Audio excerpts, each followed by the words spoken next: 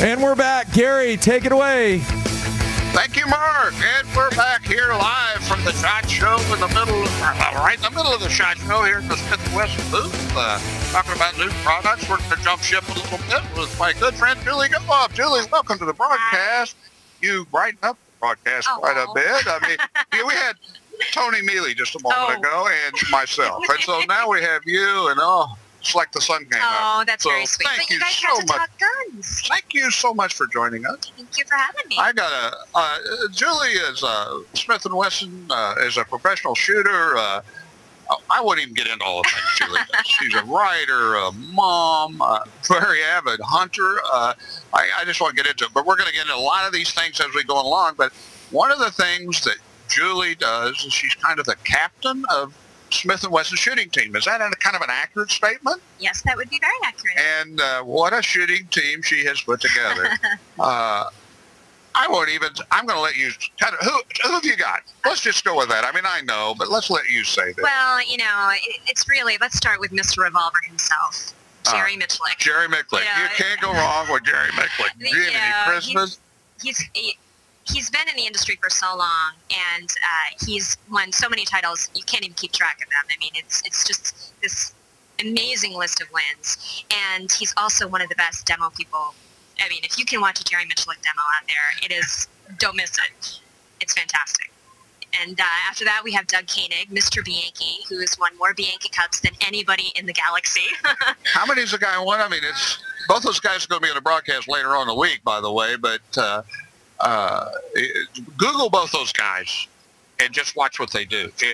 It's not even human. It's crazy. The level of performance that they've been able to maintain for decades and to deliver on demand every single time, it's like in their genes or something.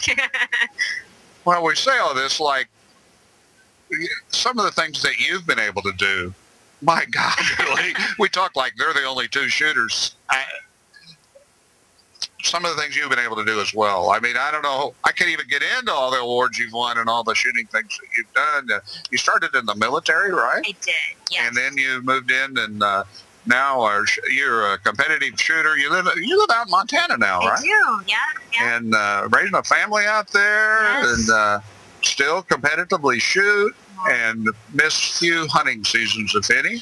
I always try to make sure the schedule is clear when it's deer season, but it's a lot of fun. Well, I've not read your newest book. Okay. I'm not your target audience. No, and it's a short book. It's let me just say this: if you're concerned about shooting while pregnant, then you could be a very rich man. Julie's newest book. What's the title? Shooting While Pregnant. Shooting While Pregnant. That's pretty simple. And it's basically a resource for women out there to learn about potential risks of shooting while you're pregnant. And this is a new book. I mean, it just came out, right? I just heard about it a month ago or so myself, so it's just out. How's it doing out there? It's good. It's just an ebook. It's free. It's available online, and it's just a lot of information that I've been able to put together because I've had kids, and I didn't know, whether it was safe or not safe. Yeah. And so this kind of gives you the basic information to kind of decide what's best for you and your family. Well, there's a lot of people concerned about that now as more and more first-time shooters and young shooters get into this, and that's an issue. And it's so good that you've taken the time to write this thing. How can people get it? They can go to my website, juliegolob.com, and it's in the resource section. And it's free and it's out there. And because we've seen so many women get involved in shooting sports, concealed carry, personal protection, that entire market is booming. Yeah. And I think that because of that, we're seeing more and more products geared to women, and we're also finding information out there for them to get started, and all these tough questions that you guys don't want to answer. We don't even want to know. We don't even want to.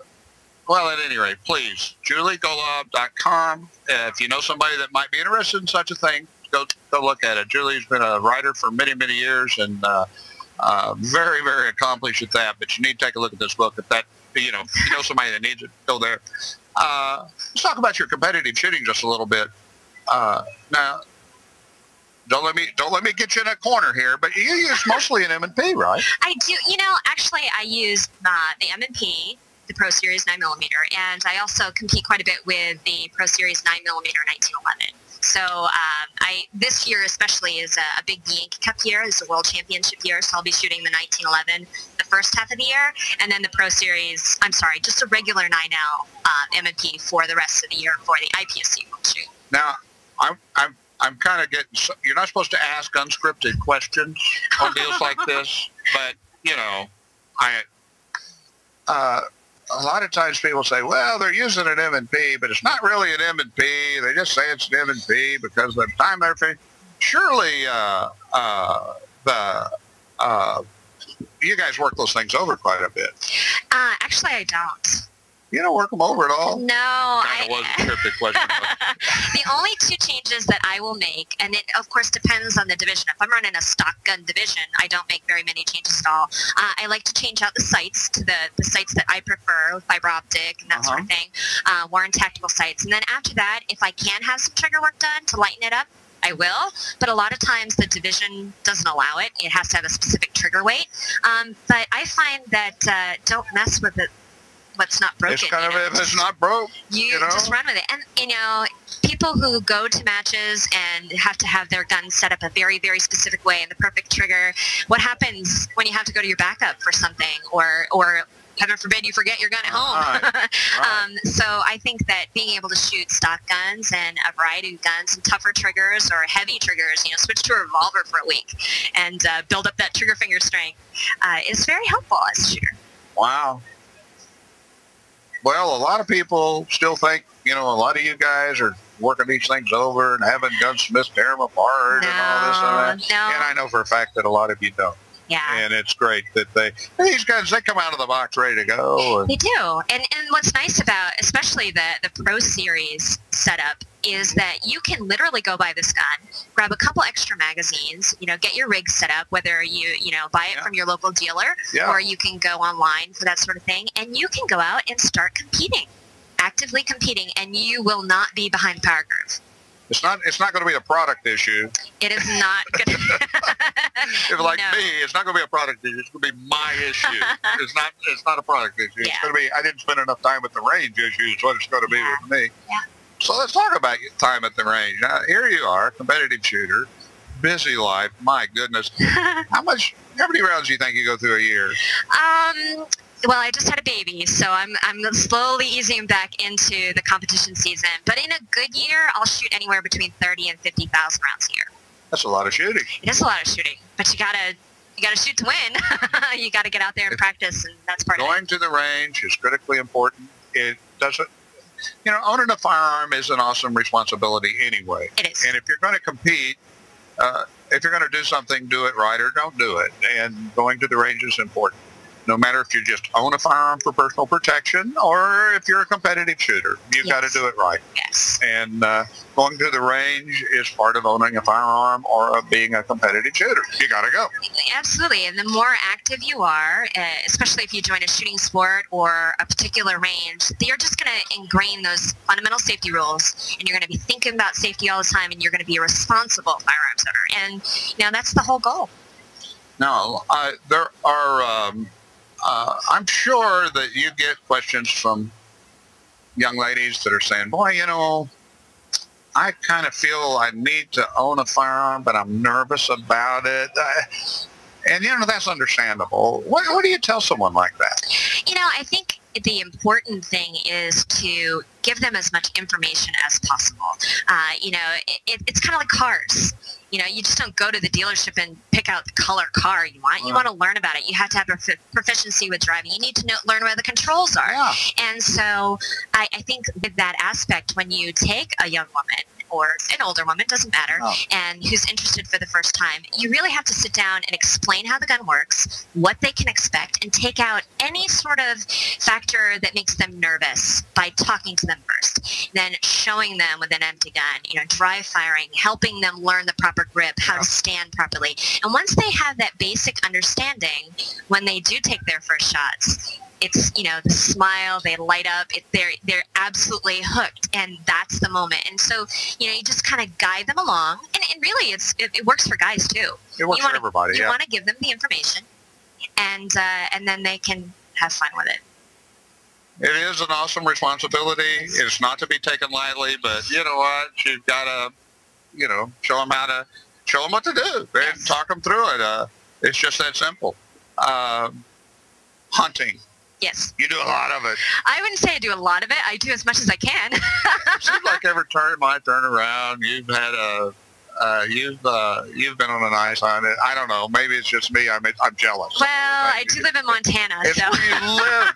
It's where you live. Now, you use handguns or venture rifles? What do you use? It all depends.